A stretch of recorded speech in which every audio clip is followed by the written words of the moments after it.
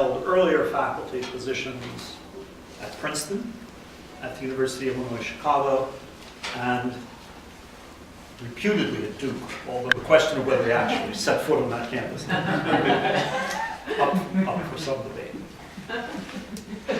Jonathan is the author or editor of more than 12 books. I said yesterday that there were going to be certain memes that apply to almost all of our speakers here. Everybody had more than 12 books. Everybody has more than 100 published articles. But I will repeat the meme in every case. He is the author or editor of more than 12 books, including Critical Genealogy, Historical Situations for Postmodern Literary Studies, which appeared at Columbia in 1987, a book which I have studied very carefully for all sorts of reasons. And it's a book which I think consensus holds now helped to summarize, to consolidate, to explicate, and to evaluate the development of theory, and particularly in the relationships that might develop between theory and the practices of criticism. In 1997, he published a book that generated considerable controversy on Huckleberry Finn. Huck Finn as an idol and target, returning to his own traditional but long-standing topic, the function of criticism in our time. Which book took hold of the academic debate about race and criticism in the history of American letters.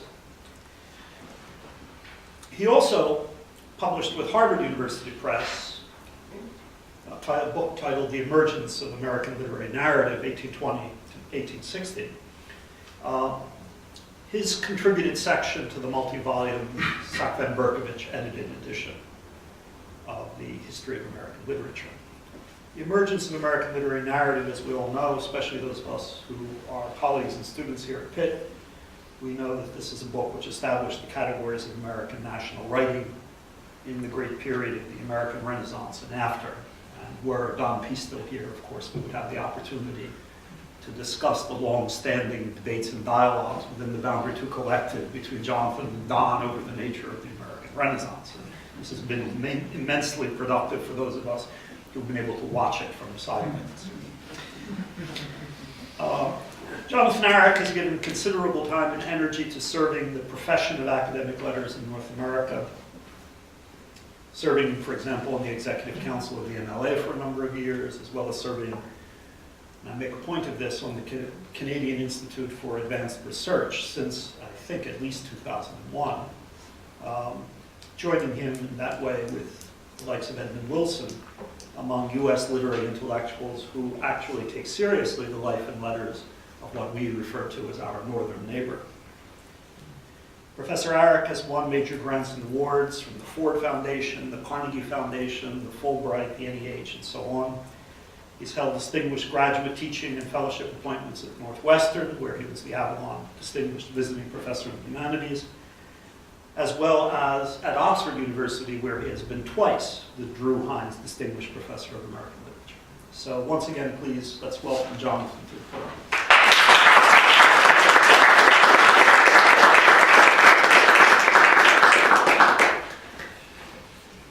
Thank you, Paul. Thank you, everybody, for being here on so beautiful a day, which I have almost closed you out of in order to enhance my visibility.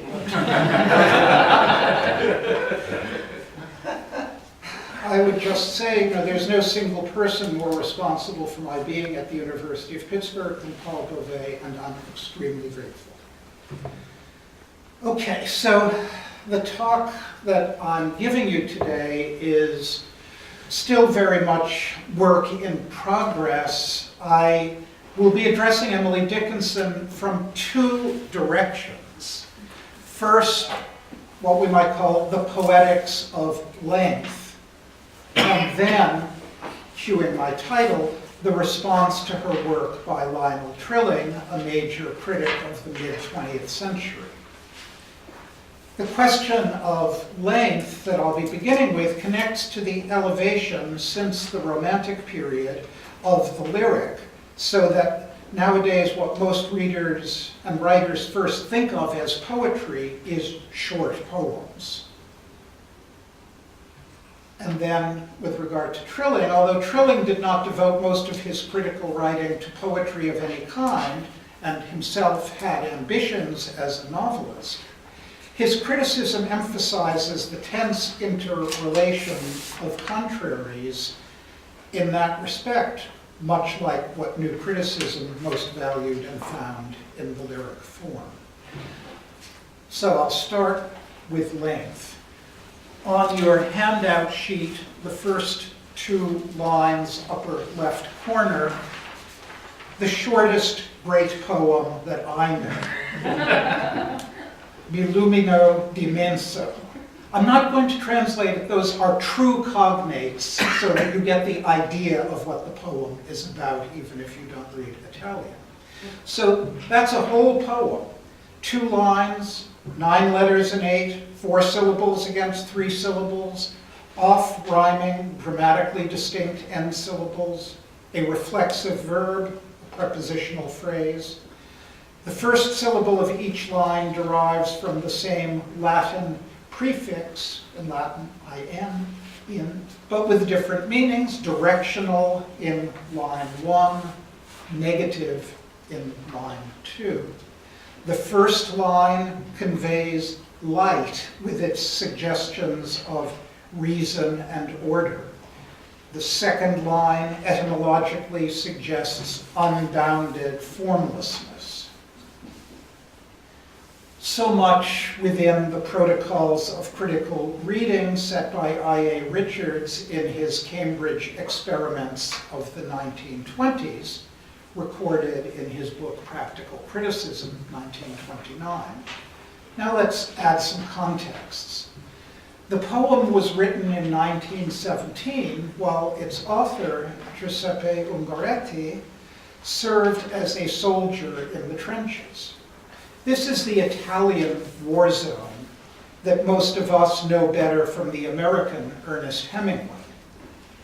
Given that knowledge, we could well imagine the spectacular illuminations of nighttime flares and bombardments, the blood and steel of the battle experience, Erlebnis, that the German Ernst Jünger made into great terrible art in his 1920 memoir, Storm of Steel, in Stahlgewitter, and that Walter Benjamin argued in his essay, The Storyteller, written in the 30s, marked an end to reflective, accumulative experience, Erfahrung, leaving only the platitude of information, the intensity of shock.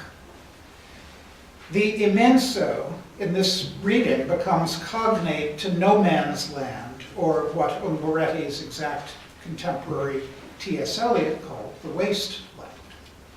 But this line of interpretation, attractive as it is probably not right, because the poem has a title. I didn't give you the title because I gave you the I.A. Richards text alone. It's called Matina, morning. So illumination becomes then day that breaks between my eye and the sun, and the immense becomes the heavens. Formlessness becomes infinitude. Illumino d'immenso. This exercise in perception and commentary brings me to what I think of as the germinal text concerning length in the Western traditions of criticism, from chapter 7 of Aristotle's Poetics. That's not on the sheet, but it's a passage I think that you'll be able to follow.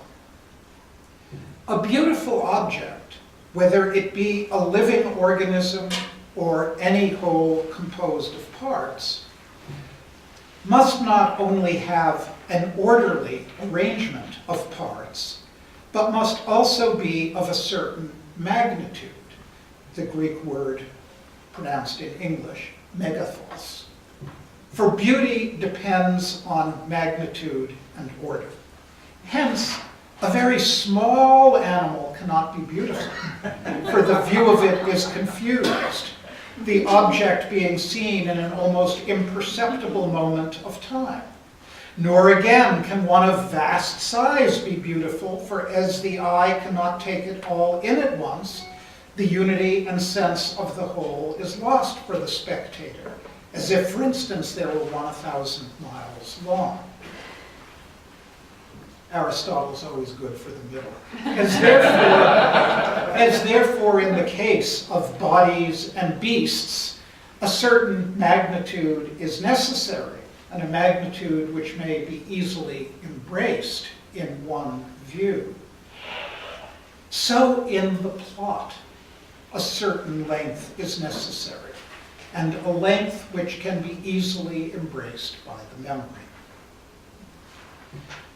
This passage bears directly on what we just went through with Ungaretti's Mattina. In my comments, I emphasized the orderly arrangement of the poem's parts. It's ordered at a very high pitch, hyper-tactical, you could say, but it lacks size. Aristotle's Greek megathos, translated magnitude, is a tricky word. Magnitude is a good enough translation, but as suggested by my comments on the poem, even this extraordinarily brief work of Ungaretti's touches on such major themes of Western thought as enlightenment and chaos.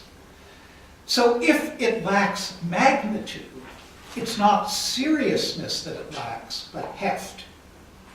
As Aristotle says, it went by in an almost imperceptible moment of time.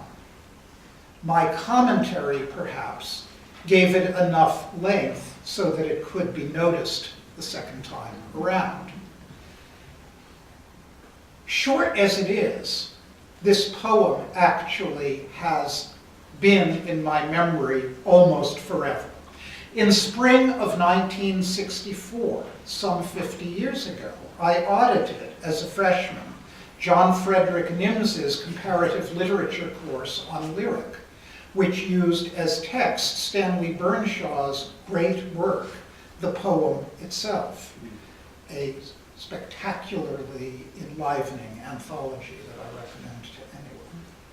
There I encountered Ungaretti's poem, which is written in a language I did not know and only this past year studied for the first time, a poem which, despite never rereading, I never forgot. The passage on size that I quoted from Aristotle follows directly from his theorization of beginning, middle, and end. It stands at the start of Western thinking about what we now call a literary whole. That's W-H-O-L-E. Plato's dialogues such as the Ion and Republic, to my reading at least, give no sense that the Homeric poems, which are discussed in them, that the Homeric poems contain anything but bad behavior by the gods, dubious instruction on how to carve an ox or build a fire or drive a chariot. For Socrates, the poems contain a lot of things, but there's no sense that emerges from those dialogues that the poems are, as we now say, that they are anything. Aristotle's intellectual analytic tool of plot changed that, and it did so by its power of reduction. We often, in literary criticism and scholarship, deprecate reduction, but I want to insist, I'm citing this instance from now, I want to insist reduction is one of the most powerful critical tools we have. In chapter 17, Aristotle gives the plot of the Odyssey in a little over 50 words. In Greek, it's just a single sentence. A certain man is absent from home for many years. He's jealously watched by Poseidon and left desolate. Meanwhile, his home is in a wretched plight. Suitors are wasting his substance and plotting against his son. At length, tempest-tossed, he himself arrives. He makes certain persons acquainted with him. He attacks the suitors with his own hand and is himself preserved while he destroys them. And we could talk further about this. You recognize that within this there are recognitions. There is a reversal. Aristotle concludes This is the core, the rest is episodes. He reduces the length of the poem by a factor of several thousand. And yet, if not for that, it's hard to know how Joyce would have figured out how to build Ulysses. Millennia later, the French structuralist critic Gérard Genet, in Narrative Discourse, Discours du Récit, signals his advance beyond Aristotle with even greater chutzpah. He takes on Proust's 7-volume novel, In Search of Lost Time, an unseeably vast sandworm of a work, and Genet gives as its plot, your second on the handout, Marcel devient écrivain. Marcel becomes a writer. The core of Proust's novel is no longer than Ungaretti's poem, and not so remarkably ordered, but what episodes. This two-way movement of scaling up and down seems to me the crux for literary critical thinking about length, as well as for much of what we do as critics. Aristotle diminished length to achieve his breakthrough in analyzing what we now call narrative. New criticism advanced the analysis of lyric by expanding length. Cleanth Brooks and Robert Penn Warren, in their great and massively influential teaching anthology, Understanding Poetry, first edition, 1938, taught every school child to write 140 lines of prose about a 14-line sonnet, as I wrote 20-plus lines about Ungaretti's 2-word poem. No one has yet written a study of Moby Dick 10 times longer than Melville's work. Here's an opportunity for new media. In the world of print as we know it, a commentary on Shakespeare's sonnets by Stephen Booth or Helen Vendler makes a good big book devoting several pages to each of 154 poems. Let me step aside from it. Some of you may know that in the old days, the Major League Baseball season in the United States was 154 games. And that particular chime between Shakespeare and what we did not yet call MLB. It's just an amazing thing for a young person becoming a literary. Okay, so commentaries on Shakespeare's sonnets. But what of Emily Dickinson? Her poems are all short. They're all short. But she wrote 1,800 of them. So a commentary of even a page per poem seems first an astronomical labor, and then impossible to publish. But great online. Helen Vendler recently published a book of Dickinson commentaries, almost as big as her study of Shakespeare's sonnets, but only for 150 poems, about 1/12 of the corpus. Vendler seems to be establishing the idea that just as there are right sizes for various things, so 150 poems is the right size for a critical commentary. Now, to think of length, as I've just been doing, in relation to shifts of media, joins a long conversation, going back to Aristotle's visual spatialization of time. In the 1832 novel by the French novelist, poet, critic Victor Hugo, the novel known in English as The Hunchback of Notre Dame, a famous moment counterposes the immense size of the great cathedral, except we're in the really great, which is explicitly compared to a sphinx, to the far smaller book on Frollo's desk, and yet the archdeacon says of the book, "This will kill that." That is to say, print will destroy religious superstition, print will replace architecture as the lead form by which the human spirit expresses itself.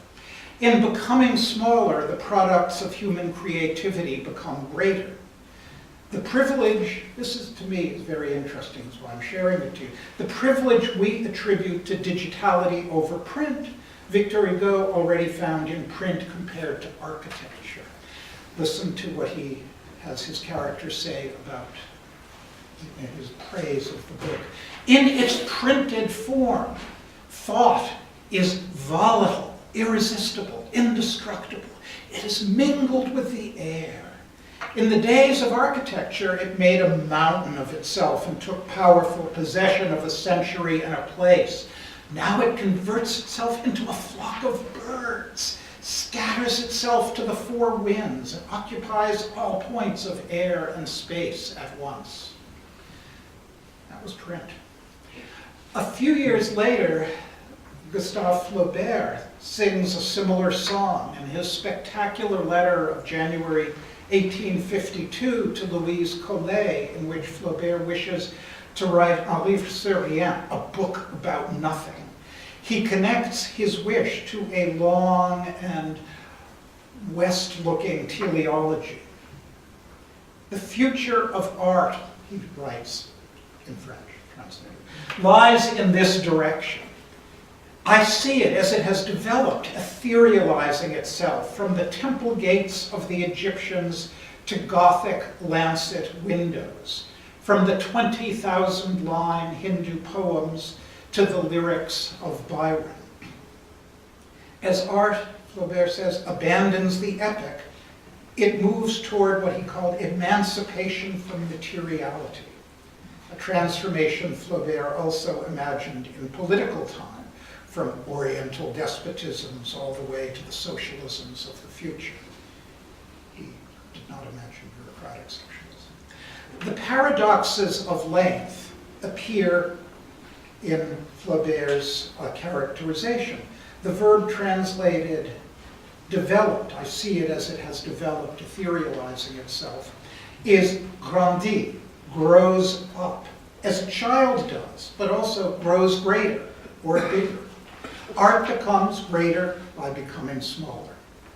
Well before Borges or Beckett, Ungaretti's Mattina participates in the logic of attenuation that Flaubert proposes and that Flaubert's younger contemporary, Emily Dickinson, was practicing.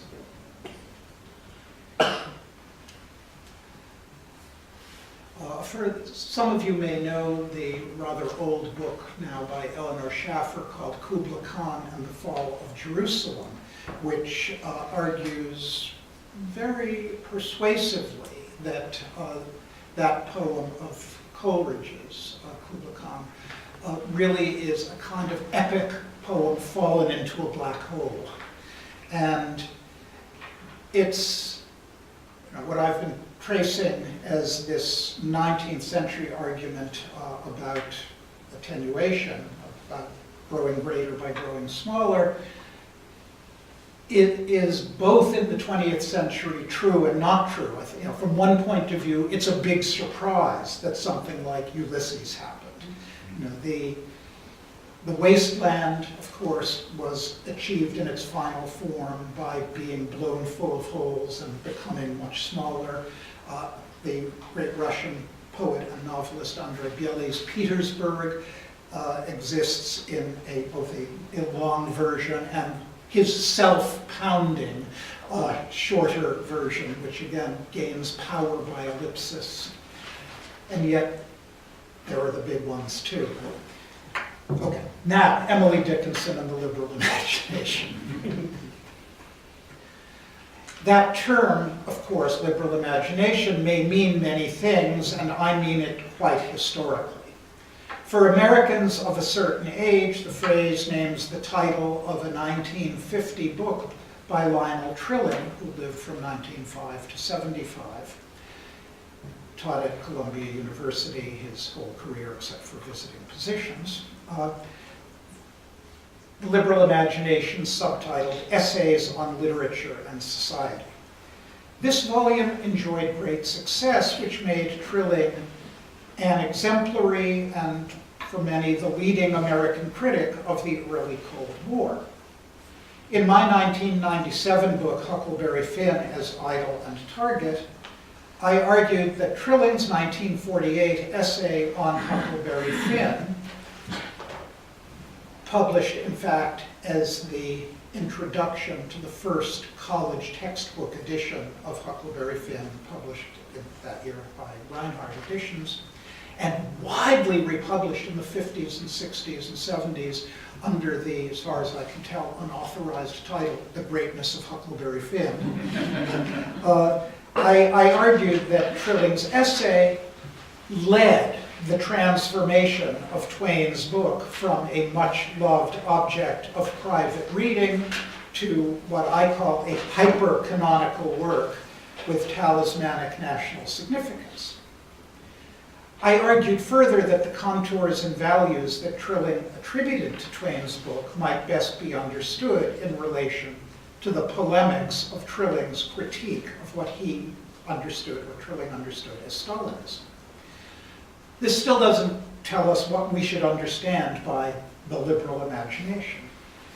Trilling was famous for his emphasis on complexity. In his conversation anecdotes report that the phrase, "it's more complicated," was a recurrent motif. And this influential notion, the liberal imagination, is pretty complicated, even you could say confusing. Fundamentally, Trilling was proposing the necessity for imagination against what he considered the mechanical simplicity of the liberal mindset of his time. He argued that the mid-20th century liberal mind tended to believe that we know the laws of society, and by implementing them, we can guarantee the improvement not only of inequality and poverty, but even of human life overall. This is remarkably the same set of beliefs, I think, that Dostoevsky attacked in Notes from Underground nearly a century earlier. For Dostoevsky, the corrective lay in the Russian people and their form of Christianity. Trilling, however, proposed the same answer as had Trilling's master, Matthew Arnold. In the modern world, religion gives way to what Arnold called poetry, that is, imaginative writing. And between Arnold and Trilling, I.A. Richards, in his book Science and Poetry, for example, cited that same moment from Arnold. Trilling, as a liberal himself, believed in the possibility and the necessity of human improvement, but he held it could not come about automatically and that it would be a bad thing if people believed that it could. It would cause bad things to happen. So one meaning of liberal imagination is liberal self-critique in the name of imagination, as Trilling put it. It has for some time seemed to me that a criticism which has at heart the interests of liberalism might find its most useful work not in confirming liberalism in its sense of general righteousness, but rather in putting under some degree of pressure the liberal ideas and assumptions of the present time. And of course, you could say Trilling was so successful at that act of pressuring that he became an inspiration to what was later known as neoconservatism. As it was written circa 1950, this language was a coded and gentle way of addressing the polemics within the US left from the 30s into the 50s that moved from the independent Marxist critique of Stalinism to the formation of Cold War liberalism. Trilling believed that liberalism was in the first instance imaginative by virtue of being committed to what he called variousness and possibility. That's Arnoldian enough, but really it seems to me even closer to John Stuart Mill, and certainly closer to Mill than to anything that is meant by liberal in current American politics. But Trilling thought that in moving towards power in the New Deal and beyond, American liberalism had lost what he called its awareness of complexity and difficulty. Our early career fellow at the Humanities Center this year, Jason Stevens, published a very powerful book in 2010 called God-Fearing and the Thought of the important theologian, social visionary theologian Reinhold Niebuhr, was important to Trilling as well as important in Jason's book. So for Trilling, the liberal imagination had thus become impoverished. And it was for Trilling the special function of literature to aid politics by carrying out the job of criticizing the liberal imagination. So the liberal imagination is the object of Trilling's critique, and to that end, which he insists is in the service of progressive goals, he calls on writers who are not themselves liberal. And broadly speaking, without attributing it uniquely to Trilling, but broadly speaking, this is how it came to pass that a largely politically conservative or reactionary body of modernist and 19th century writers became canonical for Americans, critics, scholars, readers of literature who thought of themselves as progressive, left, liberal, radical, whatever. And one of the interesting things is that for Trilling it was clear that this is a conservative critique of liberalism for the good of liberalism. Over the years, partly through the process of interpretation, so dear to certain sectors of academic criticism, a certain confusion took place by which it became believed that the writers were themselves liberal or radical or progressive because we were reading them in the service of our liberal or radical or progressive. So, now, to provide the necessary pressure on liberal optimism, not just any kind of imagination is needed. The counter-imagination Trilling required involves, above all, knowledge concerning the complexity of human motivation. For this reason, Trilling found Henry James a crucial participant in the necessary imaginative effort. Broadly, this complex imagination was tragic in character. In 1959, Trilling scandalized American literary culture.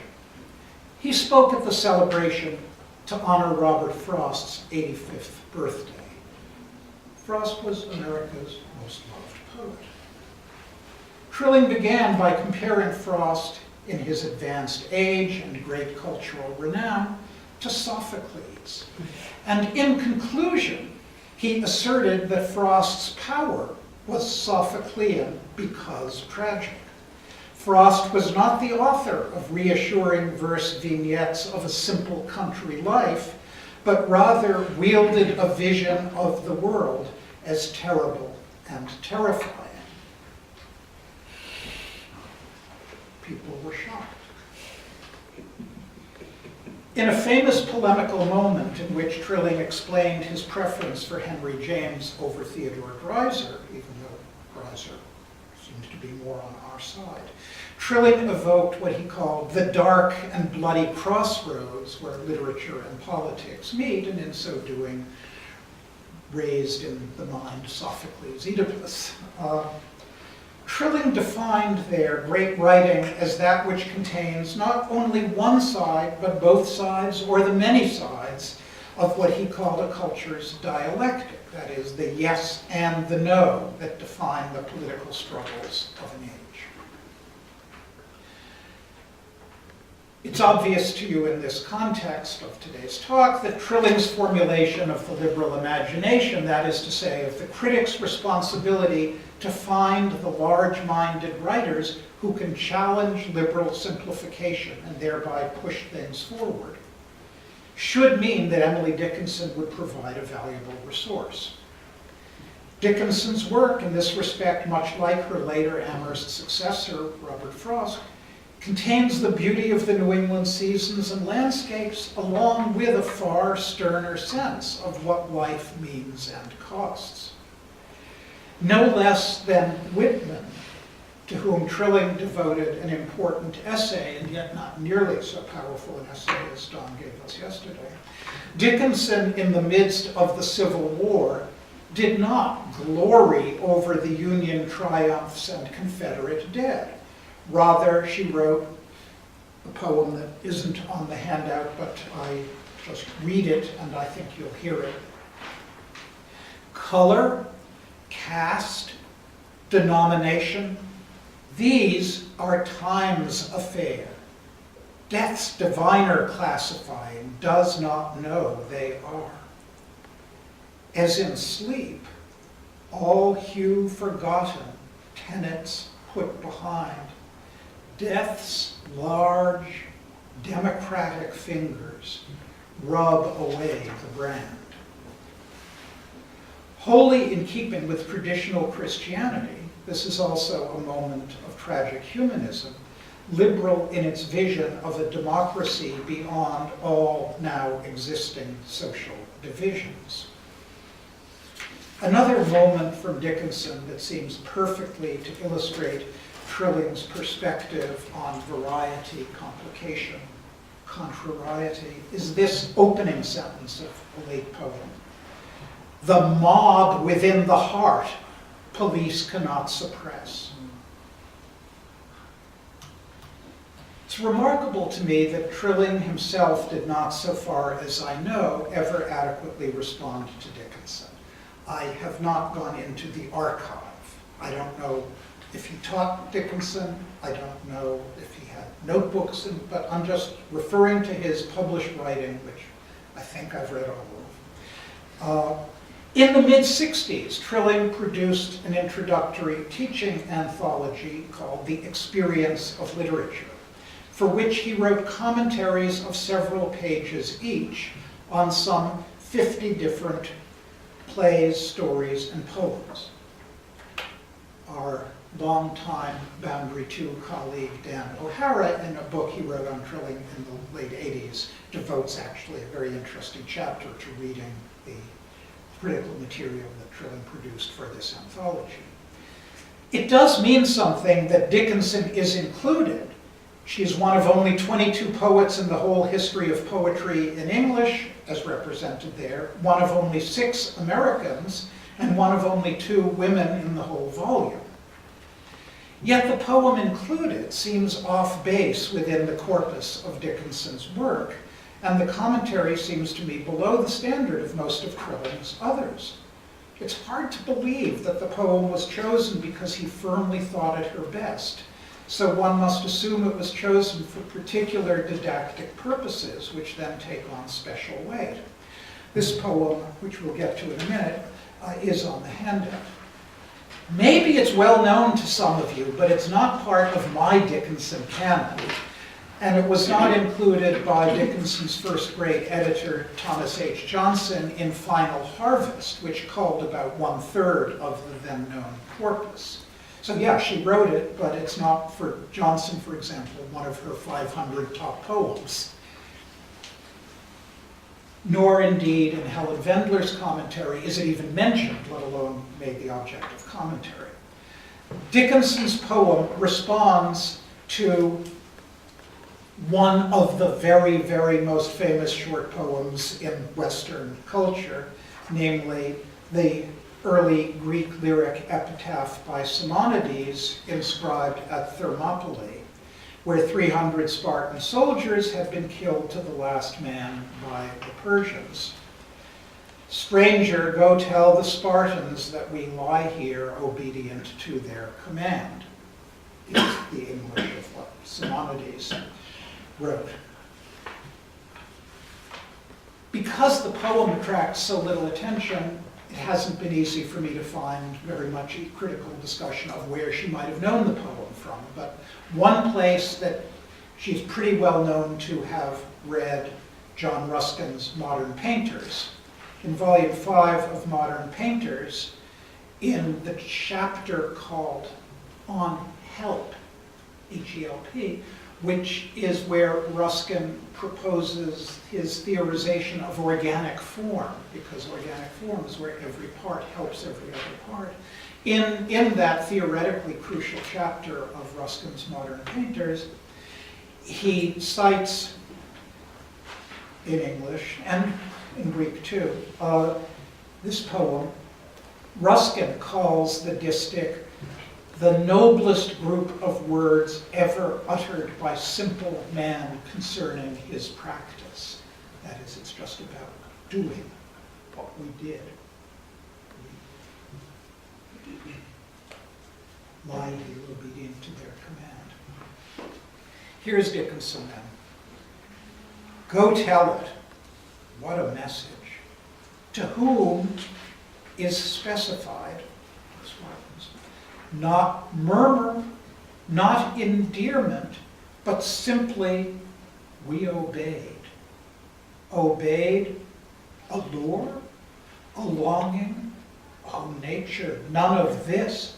To law, said sweet Thermopylae, I give my dying kiss.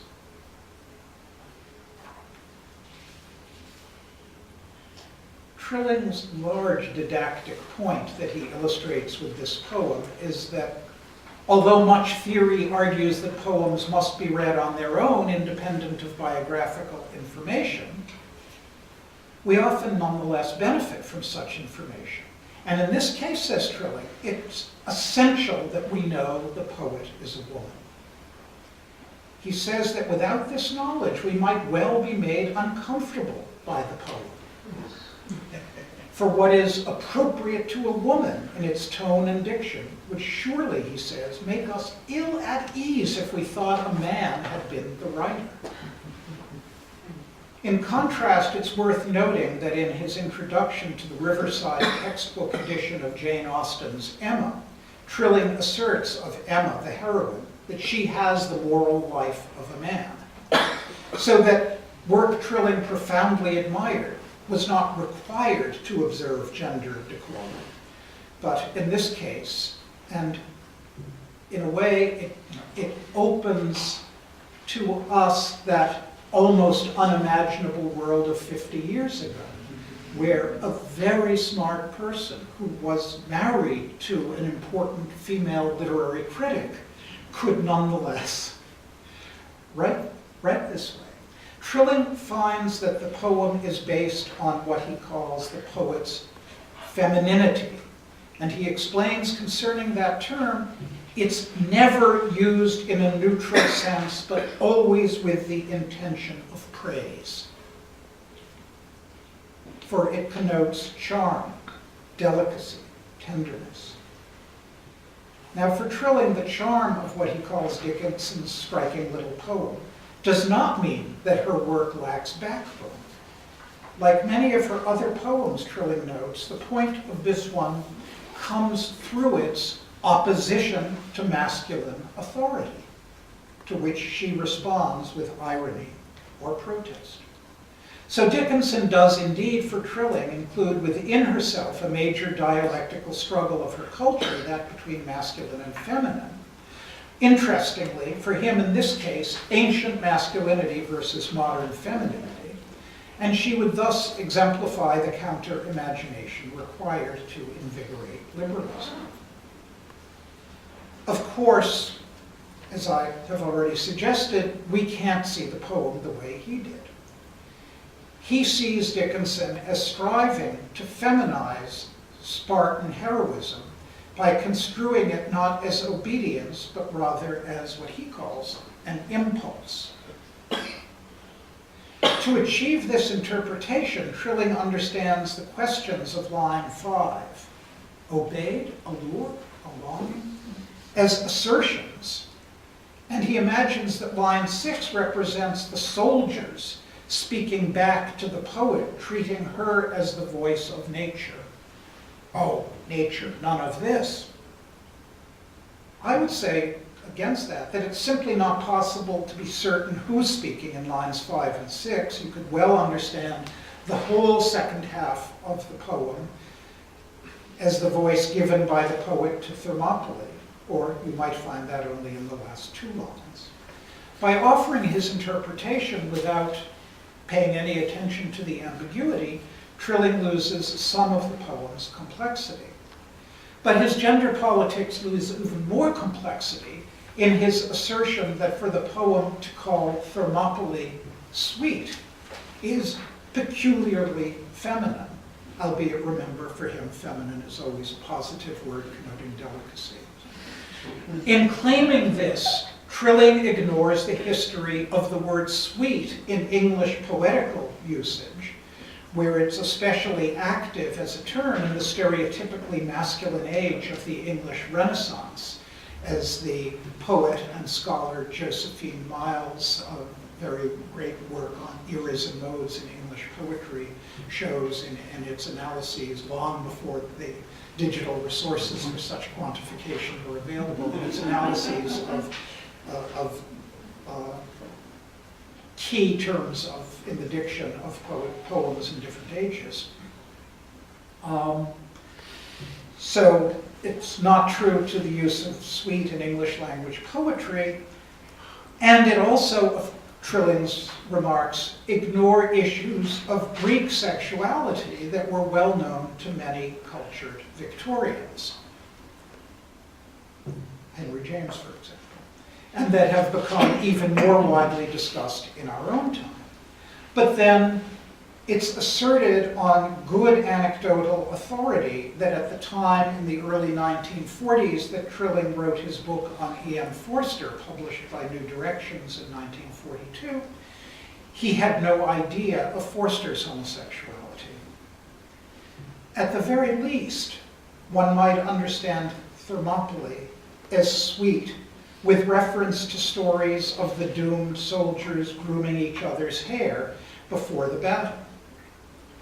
But one might also move largely into the understanding, historically available, that the Spartan soldiers' ties of loyalty were forged not only by comradeship and discipline, but by actions and passions that were far more erotic.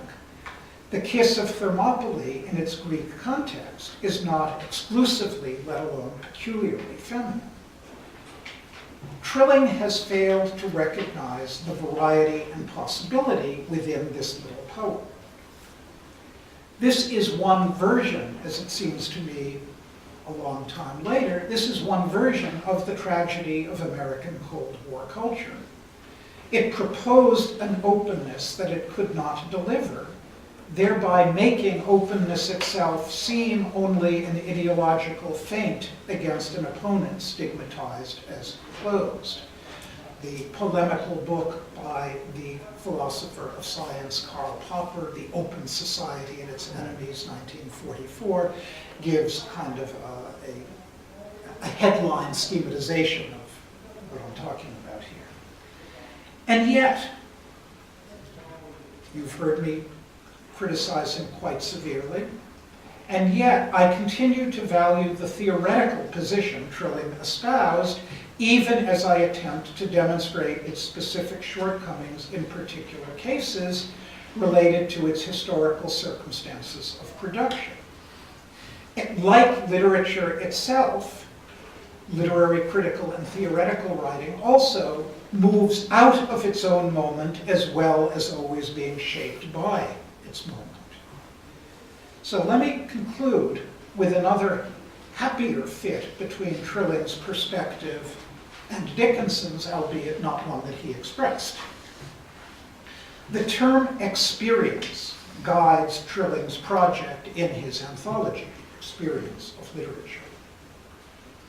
His commentaries, he explains, exist for only one purpose, quote, to make it more likely that the student's act of reading will be an experience having in mind what that word implies of an activity of consciousness and response. Long before reader-response theory had been theorized, here this atheoretical theorist lights on the crucial aspect of it. This is already a high ambition for an elementary textbook. It proposes not to instruct, but to awaken. Dickinson's poetry also places heavy weight on the term experience, sometimes in ways that seem very cognate with Trilling's. For her, as opposed to the simply predictable straight path of liberal progress, quoting now not on the sheet, a poem of hers, experience is the angled road, preferred against the mind by paradox, the mind itself, presuming it to lead, quite opposite. How complicate. A more remarkable poem conveys experience as a process combining extraordinary delicacy with risk. It is not experience, an inner result, but as in Henry James, for example, in his great passage on experience in the art of fiction, something ongoing.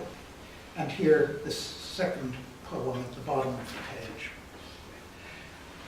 I stepped from plank to plank, a slow and cautious way. The stars about my head I felt, about my feet the sea. I knew not but the next would be my final inch. This gave me that precarious gait some call experience. The micro form of the poem, sort of the riddle poem, so frequently used by Dickinson, although here at least the riddling word is named as the punchline. The boldly multisyllabic off-rhyme of final inch with experience almost recalls Byron's Don Juan. The inch would have a different reference there. And its extravagance strips the gray off the slow, cautious, precarious business. So too, to my reading at least, the poem blasts into warp space for a moment. The stars about my head I felt before coming back to the ordinary universe. It's as if the danger is equally great of falling upward into the heavens as of breaking through the plank into the waters below. Trilling's essays in the liberal imagination not only contributed to a new self-avowed realism among American intellectuals, but they also made arguments that would help to establish for the next several decades as crucial to American literary study the idea that the characteristic form of literary imagination in America is romance. And in Dickinson's little poem, we have that imagination of romance, again, putting her in dialogue with Henry James, where James envisions it as a balloon that floats off free of its tether. So, this is where I am with my subject now, and I'm really eager to have some dialogue with you.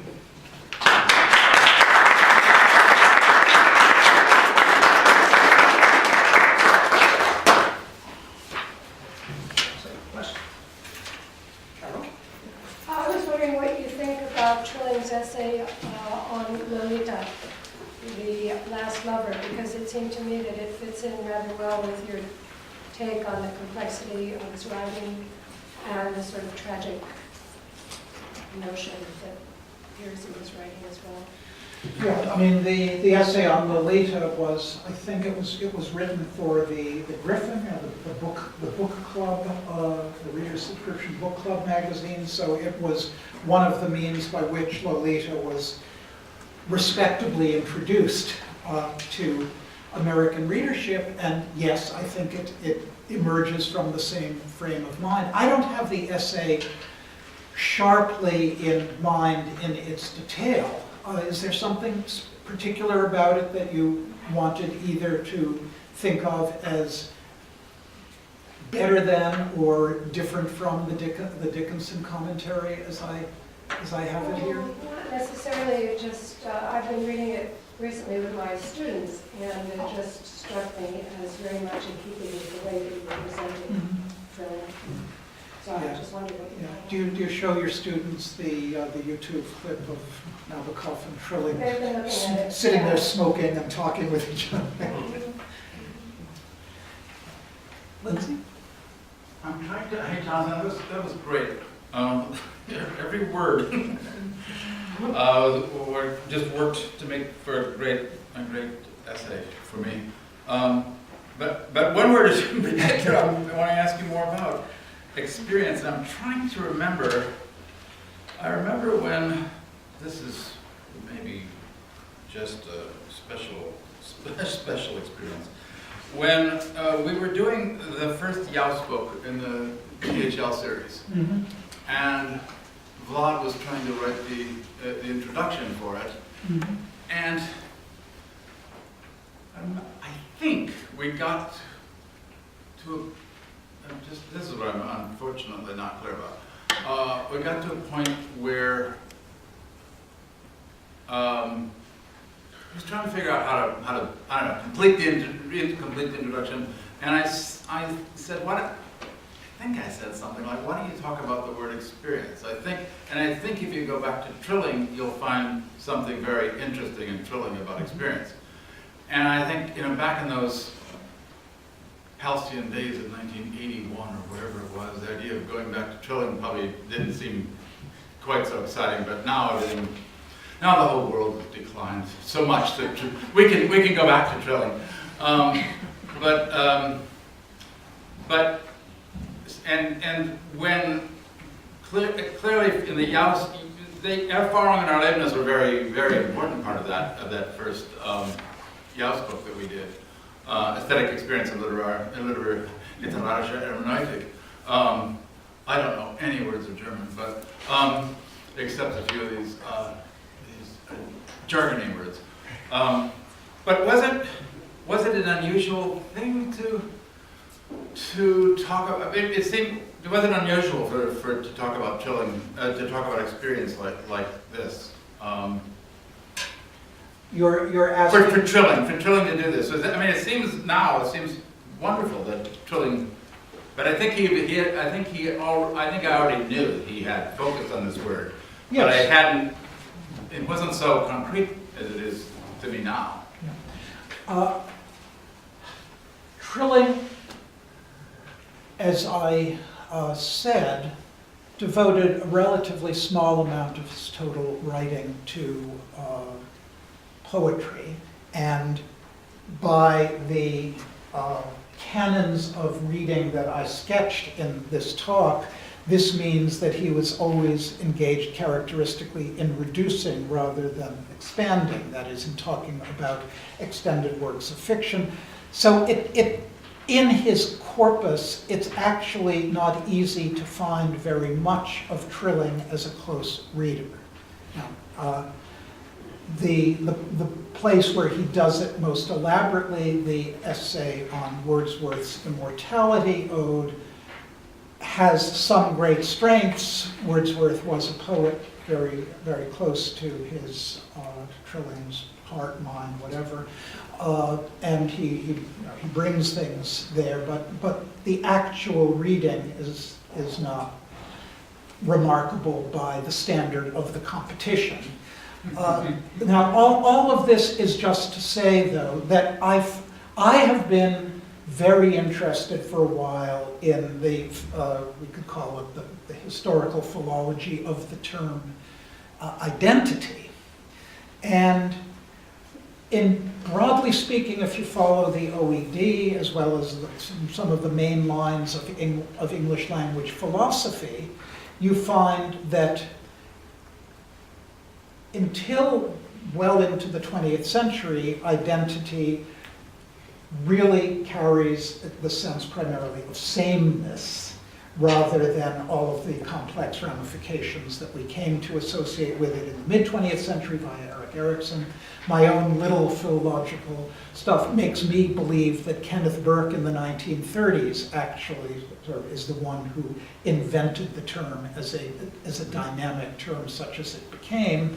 Because in Trilling's essays on Keats and on Whitman particularly, maybe one other, but Keats and he quotes passages in which they use the term identity in ways very like the ways that the mid-20th century US used the term, which is no doubt why Trilling could find it, but in ways that the OED and other reference works totally don't pick up.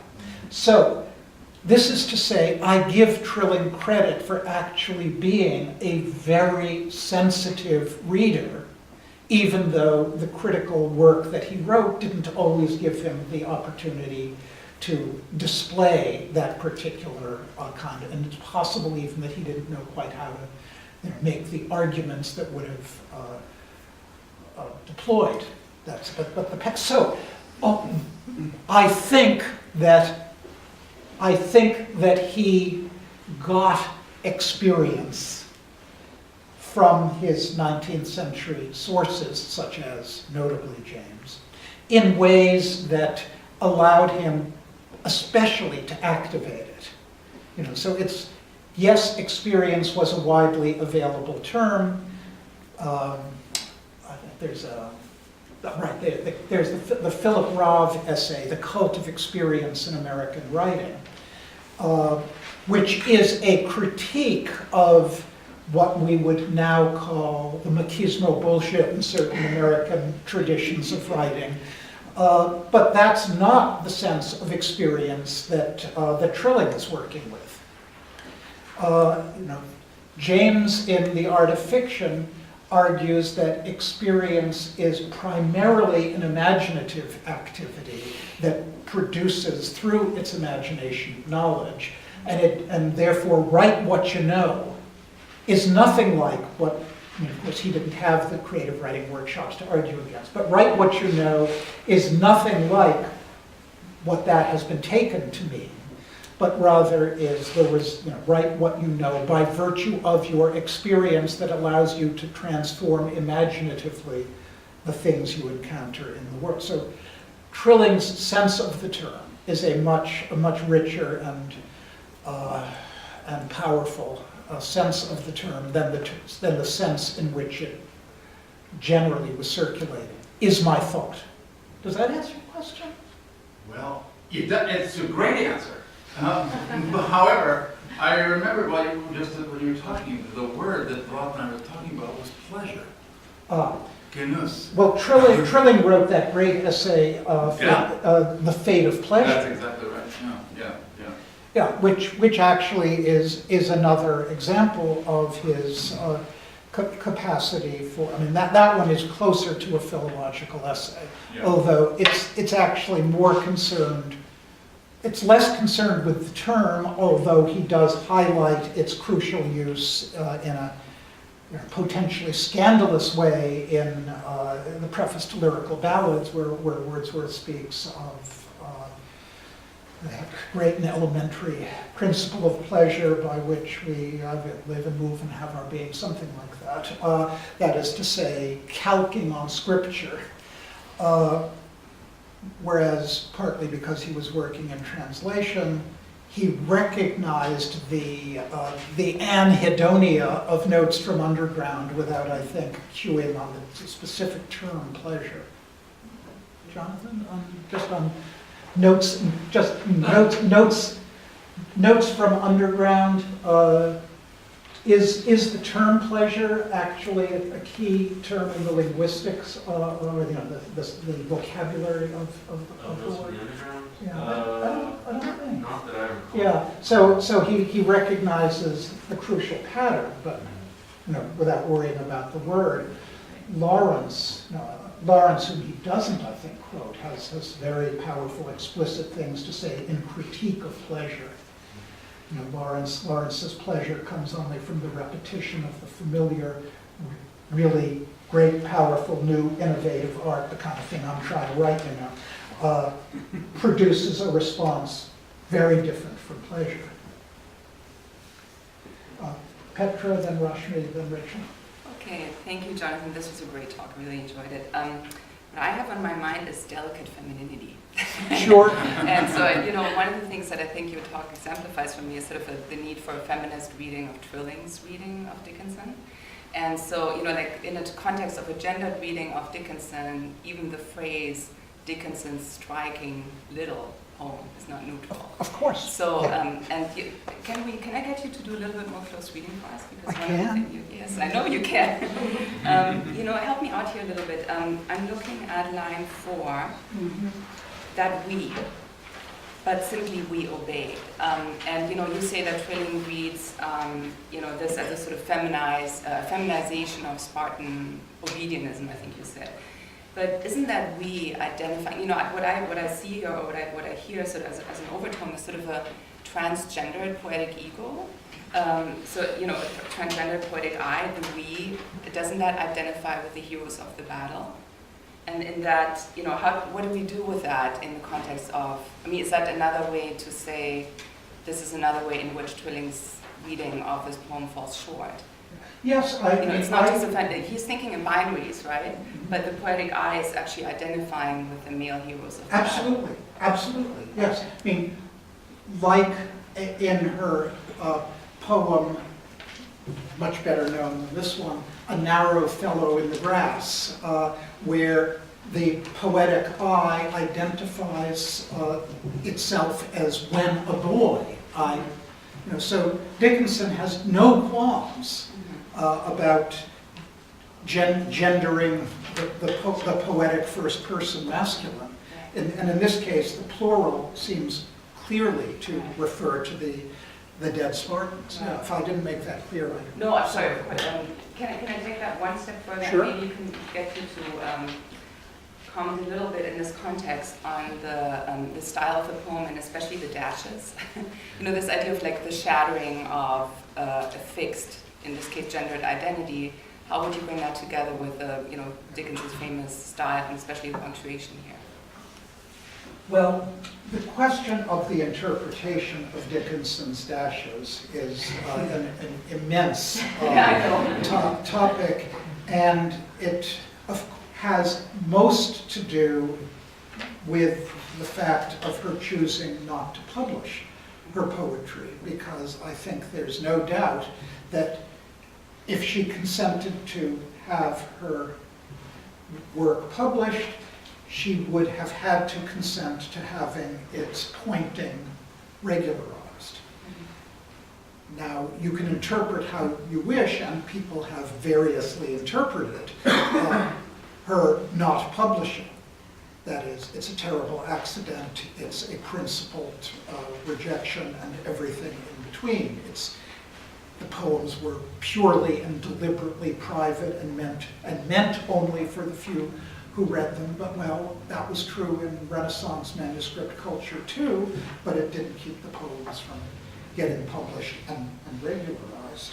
So I have no argument against those who want to see important messing with the ways in which the established English verse forms created a normatively masculine self-projection. Very broadly, I think cultural studies, of which in this context feminist studies would count as part, although in other contexts it is independent and subsumes cultures, that cultural studies of poetic choice as extremely important with, acts within a culture that both respond to and potentially transform it. Absolutely, in that respect, Anthony Easthope's old book, Poetry as Discourse, still seems to me to do things that are, as examples of a kind of thing to do, highly persuasive, even if not always in the particulars. And John Barrell does some of this too, and some. So you can go there. I don't have a full committed stake in the particular outcome of that argumentation. Okay, Rashmi, then Rachel. John, I want to thank you for the way you read Trilling, because it sort of explained to me the way Trilling was. There's a whole tradition of reading Trilling by Americanists like in Cole, which what you said helped me see what a lot of sort of India-based Americanists found extremely emancipatory about his work. And so trying to follow that I was wondering if, would it be, would you agree that the opposition between epic and lyric is somehow unworkable in the American literary context? Because what I'm hearing you and Don say in some ways, it's so interesting dialogue between your papers, is that there's almost this powerful, prolonged and meditation on the epic in prose and poetry, which is very central to the American literary imagination. And that would you entertain the idea that Emily Dickinson should not be categorized as the lyric in opposition to the epic, but a kind of broken epic?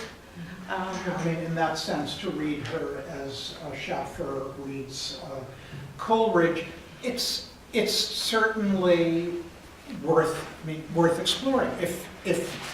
If one wanted to try to excavate the resources for doing that, one might be able to. Certainly as here, she is responding to instances of memorable heroism.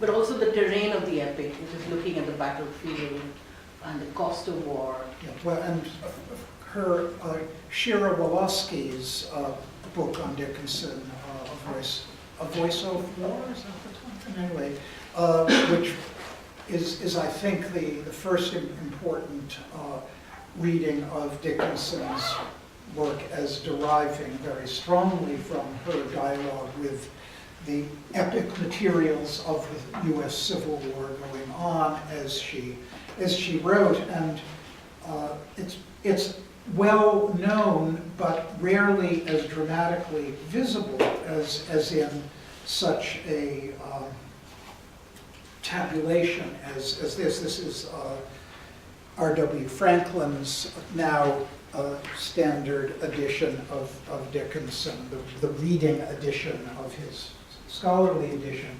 And at the back, in an appendix, it shows the distribution by scholarly found years of composition for Dickinson's poems, and from 1861 to 1865, she wrote about 1,000 poems during the 5 years of the Civil War, and the whole rest of her life, she wrote fewer than 1,000 poems, about 800 more poems.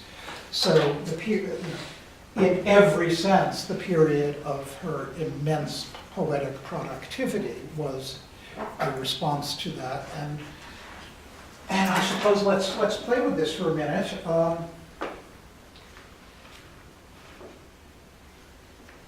Yeah, it's about 400 pages of her poems, or her Civil War poems. I had recognized Rachel and then Hortense. When I attended Donald Pease's Futurism American Studies Institute for graduate students last year, at least 2 Americanists recovered trilling in a celebratory way. And Lindsay Waters has just said that is because the world has declined so much. I wondered if you would be willing to speculate on why trilling is sort of presenting as someone to return to right now. Do you remember who the people were who were doing I the do. recoveries? One was Jennifer Fleisner, who's at Indiana, and the other was Christopher Blank at Penn State. Chris Castiglia. Yes. Yeah, he's doing, I know, very interesting work on Cold War criticism. Largely, at least a good part of it along a gender studies axis, gender and sexuality studies, where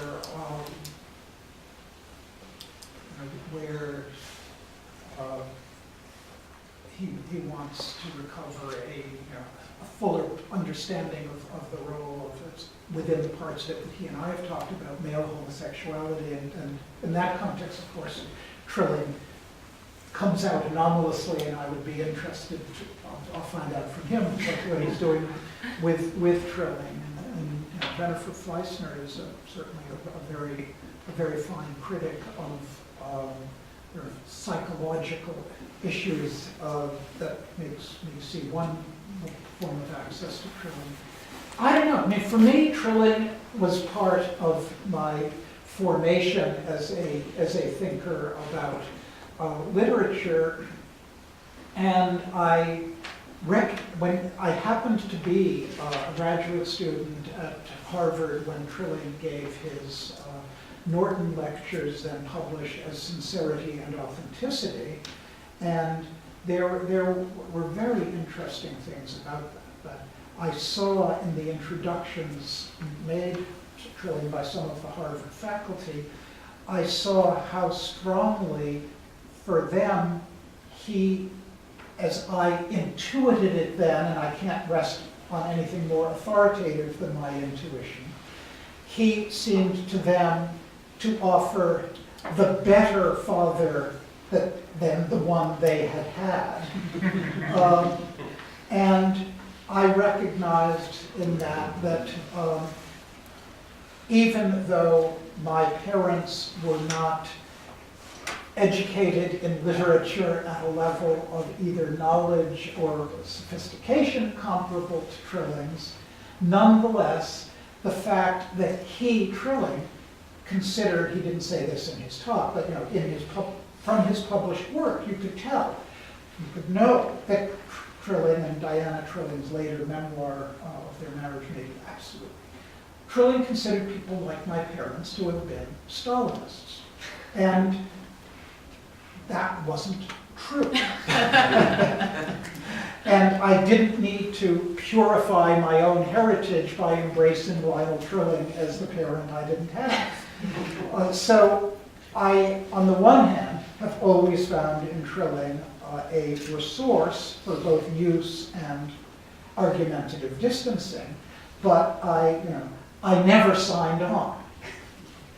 And so I can't really say without further analysis why one or several would be turning to Trilling now, except broadly, it's a long time since he was important in his time, and as I said, as perhaps they said, he is somebody who offers valuable resources for thinking, and therefore it's time that we can get over a lot of stuff and concentrate more on what's good, although, as I hope I showed, not in ways that paper over, hide, or forget what's less good.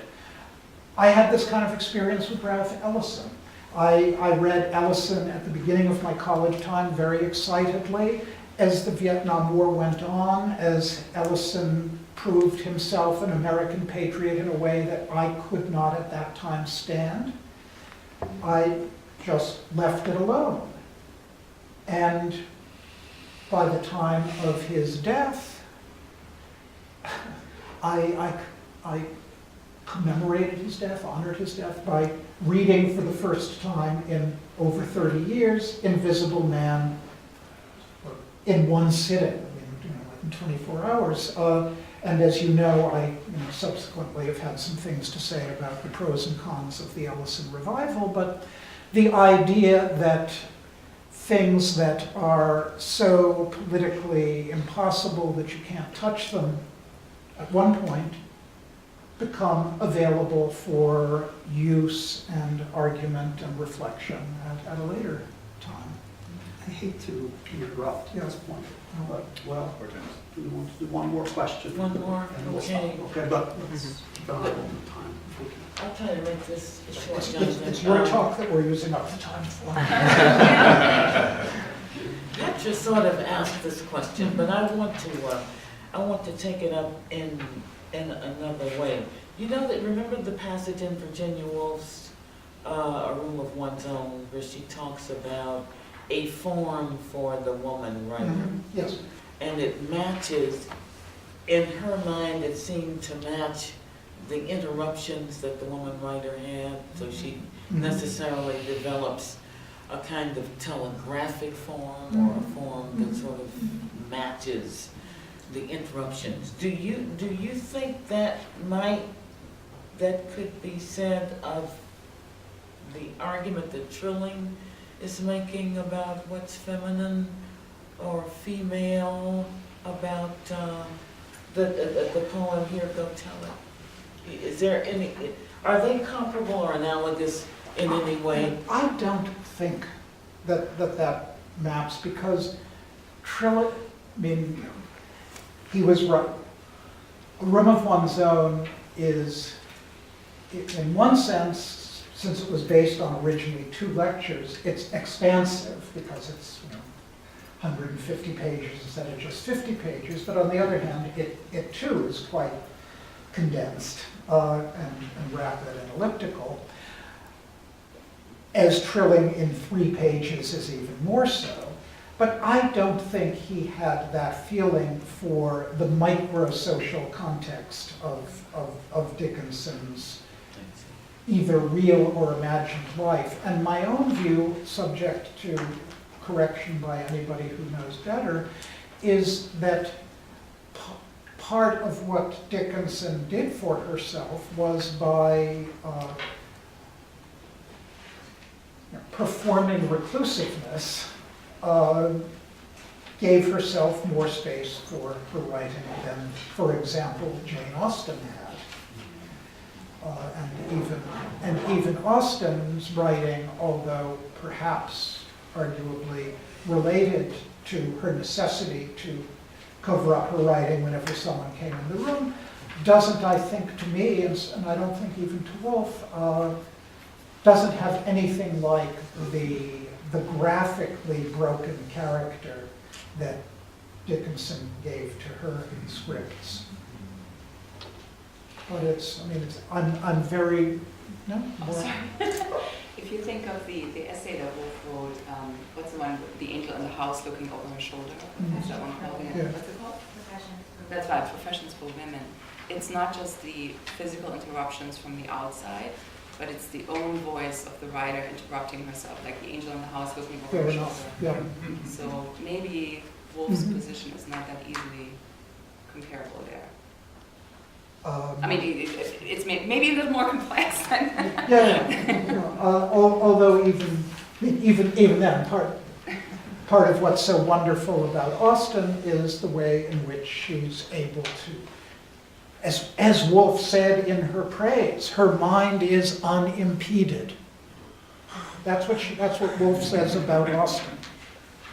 Right. That is, women writers, one thing, but Austen, something else. I mean, as for example, also, men writers, jerks, idiots, they don't know nothing about women. But Shakespeare, his mind was unimpeded. And so then there's women writers and there's Jane Austen. And this is part of the complication and trouble of A Room of One's Own, that there is at once both this very powerful particular attention to individual but also broadly social forms of gendered or sexed experience. And then there's also, for Woolf, always the possibility of a certain kind of transcendence. And so too, she, in the theoretical passage where she talks about the form of a novel, the passage that follows the critique of Jane Eyre, for its anger, and of course that topic is another one. A Room of One's Own is an angry book. It hates anger, but it doesn't hate anger so much that it ruins itself by being mad at itself for being angry. But in that theoretical passage where she talks about how novels are built up out of human relations requiring innumerable judgments which readers will make in one way and authors may make in another way, where where she speaks of the conflict between life and something that is not life, which I at least interpret in that context as form. She says, it's amazing that anything built up out of such innumerable difficult parts can achieve any endurance in time or even across languages. And the conclusion of that, putting War and Peace back on the shelf. So the possibility of translation as well as of endurance, both for Woolf speak to something that arises from and that somehow also gets beyond the innumerable limiting particularities. And it's part of what makes the text so profoundly rewarding to keep reading and thinking about. Okay, I'd be happy to continue. Let's thank God.